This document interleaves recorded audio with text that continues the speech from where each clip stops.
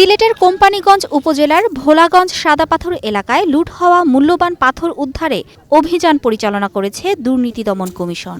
দুপুরে সিলেট সমন্বিত জেলা কার্যালয়ের উপপরিচালক নাজমুস সাদাত রাফির নেতৃত্বে এই অভিযান শুরু হয়। কয়েকশো কোটি টাকার এই যে সম্পদ এখান থেকে তুলে নিয়ে যাওয়া হয়েছে, আত্মসাৎ করা হয়েছে। এই প্রক্রিয়ার সঙ্গে যারা যুক্ত বিভিন্ন স্তরে যারা যুক্ত আমরা তাদের সবাইকে যে আইনগত ব্যবস্থা সেটা আমরা গ্রহণ করব। তদন্ত কমিটি আগামী রোববারের মধ্যে প্রতিবেদন দিতে বলা হয়েছে এবং তাদের এখানে যেই সব বিষয় দেখবে সেগুলো সুনির্দিষ্ট করে বলা হয়েছে। আজকে থেকেই তারা কাজ শুরু করবে।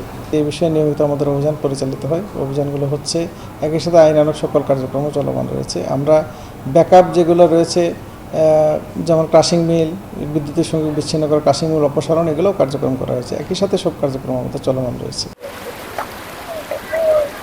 এক বিএনপি নেতা পদ হারানোর পরপরই সাদাপাথর এলাকার পুরো দৃশ্যপট পাল্টে গেছে। গত 2 দিন পাথর লুটপাটের কোনো চিত্র চোখে পড়েনি। পাথর তুলতে একটি বাড়কি নৌকাও ছিল না আশেপাশে, অথচ গেল 2 সপ্তাহে প্রকাশ্যে শত শত শ্রমিক দিয়ে লুট হয় পাথর। নজিরবিহীন লুটপাটের ঘটনায় কোম্পানীগঞ্জ উপজেলায় বিএনপি সভাপতি শাহাব উদ্দিনের সব পদ স্থগিত করেছে দলটি। স্থানীয়দের অভিযোগ, একপারের নিয়ন্ত্রক পদ হারালেও অন্যরা ধরাছোঁয়ার বাইরে। এরই মধ্যে সিলেটের সাদা পাথর খেকোদের লুটপাটের ঘটনায় প্রশাসনের তৎপরতাও শুরু হয়েছে। আমাদের তো মোবাইল কোর্টের অভিযান, টাস্কফোর্সের অভিযান চলমান আছে। এটা নিয়ে তো অতীত বিভিন্ন সময়ে আপনার পত্রপত্রিকাতে নিউজ হয়েছে। আমরা এখন পর্যন্ত 32 জনকে জেল দিয়েছি উপজেলা থেকে।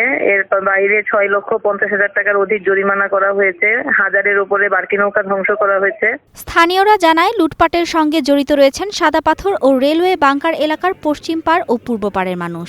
পশ্চিম পাড়ের নেতৃত্বে সদ্য পদ স্থগিত হওয়া উপজেলা বিএনপির সভাপতি শাহাব উদ্দিন আর পূর্ব পাড়ের নেতৃত্বে সিলেট জেলা যুবদলের সহ সাধারণ সম্পাদক বাহার আহমেদ রুহেল। তবে পাথর লুটের বিষয়ে জানতে সাবেক বিএনপি নেতা শাহাব উদ্দিনের সঙ্গে ফোনে যোগাযোগ করলে তিনি কল রিসিভ করেননি। গণহারে পাথর লুটপাটের কারণে কয়েকদিনেই লণ্ডভণ্ড হয়ে যায় পর্যটন কেন্দ্র সাদাপাথর। এতে হতাশ পর্যটকরা। পাথর লুটের ঘটনার পর পর্যটক ছাড়া স্থানীয় মানুষজনও কম দেখা গেছে সাদাপাথর এলাকায়। জাফলং বা ভোলাগঞ্জের পাথরগুলো আসলে তো সৌন্দর্যেরই প্রতীক। তো এগুলো যদি নষ্ট হয়ে যায় তাহলে তো দেখা যায় পর্যটনরা আর আসবে না।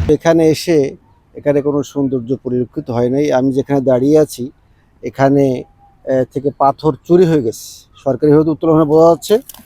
এবং এটা প্রশাসনের কঠিন দুর্নীতি এর প্রমাণ পাই আমরা। এই পাত্রগুলা নিয়ে নেওয়াতে ভারসাম্যর অনেক ক্ষতি হয়েছে, পৃথিবীর যে ভারসাম্যর ক্ষতি হয়েছে। আর আমাদের পর্যটক আসছি, আমরা আসলে এই জিনিসগুলো পাচ্ছি না। আমরা এখান থেকে বঞ্চিত হয়েছি। পাথরে ভরা ছিল, একটা প্রাকৃতিক একটা সৌন্দর্য। আমাদের ভোলাগঞ্জ সাদা পাথর এটা একটা ফেমাস জায়গা ছিল, কিন্তু এই জায়গাটা নষ্ট হয়ে গেছে। আগে মাঝে মধ্যে রাতের আধারে পাথর চুরির চেষ্টা চললেও পুলিশি ও বিজিবি বাধায় লুটকারীরা নিরাপদে সরে যেতেন। কিন্তু সম্প্রতি দিন দুপুরে শুরু হয় পাথর লুট। জাফলংয়ের পাথর লুটের ঘটনায় পরিবেশ অধিদপ্তর 2টি মামলাও করেছে। মামলা 2টি আদালতে চলমান থাকলেও আসামিরা ধরাছোঁয়ার বাইরে। Mithila Anjum, star news.